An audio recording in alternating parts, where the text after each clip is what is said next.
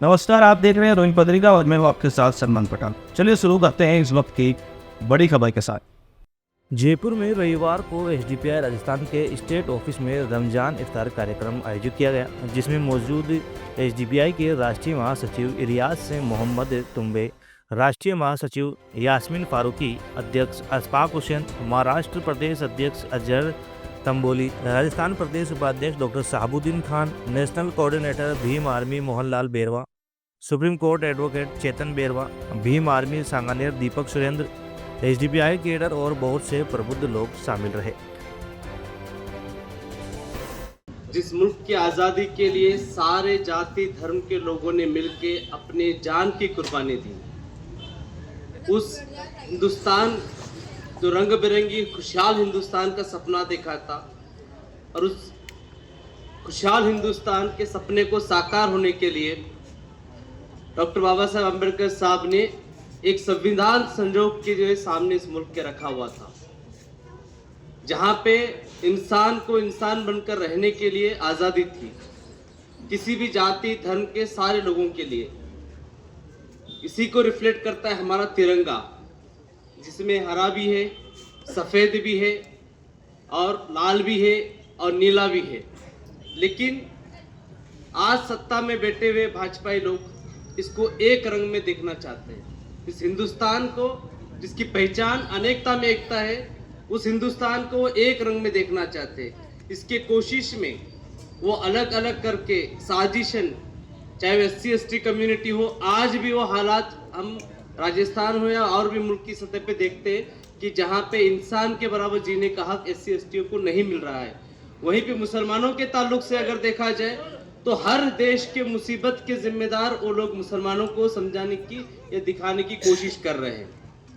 असल में ये लोग जो है ये मनुवाद इस देश के ऊपर थोपना चाहते हैं, जहाँ पे इंसानों को जानवरों से बदतर हालत में वो देखना चाहते हैं। और एक पर्टिकुलर जो जमात है, जो सवर्ण है, वो इस मुल्क के ऊपर वो सवर्ण के अपनी मानसिकता थोपना चाहते हैं। इस लड़ाई में उन्होंने कई सारे लोगों को जेलों में ठूसा है, चाहे वो अर्बन नक्सल के नाम पे हो, माओइस्ट के नाम पे हो, या फिर आतंकवाद के नाम पे हो।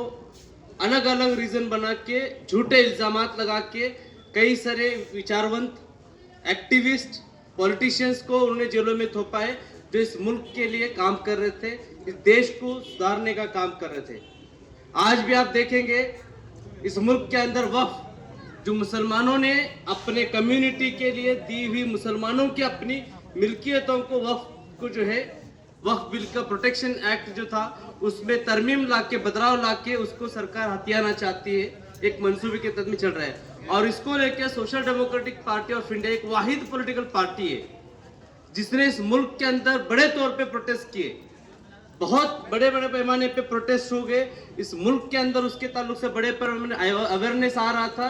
लेकिन आप अगर देखेंगे इसके पहले, चाहे वो CA/NRC का वक्त हो, उस वक्त में बड़े बड़े मिली ऑर्गेनाइजेशन ने भी जो है CA/NRC का सपोर्ट किया हुआ था। लेकिन उस वक्त में SDPI ने आवाज बुलंद करने के बाद में एक बड़ा आंदोलन CA/NRC के खिलाफ में खड़ा हुआ, वो रुक गया, टेम्पररी रुका है। उसके बाद में जब वक्फ लाया गया, आप मुझे बताइए कौन सा ऑर्गेनाइजेशन, कौन सी पॉलिटिकल पार्टी थी? SDPI थी। और यही चीजें जो है बीजेपी को चुभती है। आप मुसलमान हैं, आप आपके मस्जिदों में रहो, आप नमाज पढ़ो, आपके हुकूक की बात आप नहीं करना है, आपके पॉलिटिकल राइट्स की बात आप नहीं करना है, आपके सिविल राइट्स की बात आप नहीं करना है। अगर आप करोगे, आप जेलों में डाला जाएगा। ये पॉलिसी के तहत में सिस्टमैटिक चल रहा है। ये सिर्फ मुसलमानों पे जुल्म नहीं हो रहा है, ये आदिवासियों पे भी हो रहा है, दलितों पे भी हो रहा है। आज जो लड़ाई है वो हिंदुस्तान बचाने की लड़ाई है, जिस हिंदुस्तान को आजादी हासिल करने के लिए हमारे बाप दादाओं ने जानों की कुर्बानी दी है। और जो अंग्रेजों की गुलामी कर रहे थे, जो अंग्रेजों के 60 रुपए पेंशन पे जिंदगी गुजार रहे थे, वो माफी व सावरकर, वो हेगड़ेवार के औलाद आज सत्ताओं में बैठे हुए हैं, जिन्होंने इस मुल्क को आजाद गुलाम बनाए रखने के लिए अंग्रेजों का साथ दिया हुआ था। हम इस मुल्क के अंदर किरायादार नहीं है, इस मुल्क के हम हकदार हैं। ये लड़ाई सिर्फ मुसलमानों की नहीं है, ये लड़ाई हिंदुस्तान को बचाने की लड़ाई, ये लड़ाई इस संविधान को बचाने की लड़ाई है। और इस लड़ाई में हम देखते हैं कि social democratic party of India पुरजोर तरीके से लड़ रही है। अलग अलग केसेस हो या कुछ भी आप डालते रहो, आप इंसानों को उठा के हमको जेलों में डालोगे, हमको शहीद कर दोगे, लेकिन हमारी सोच को आप खत्म नहीं कर सकते। आज social democratic party of India उस सोच को लेकर चल रही है जो इस मुल्क को बचाने की बात करते हैं, संविधान को बचाने की बात करते हैं। और जैसे हमारे इसके पहले वक्ताओं ने बताया कि इस लड़ाई को सबने मिलकर लड़ना चाहिए।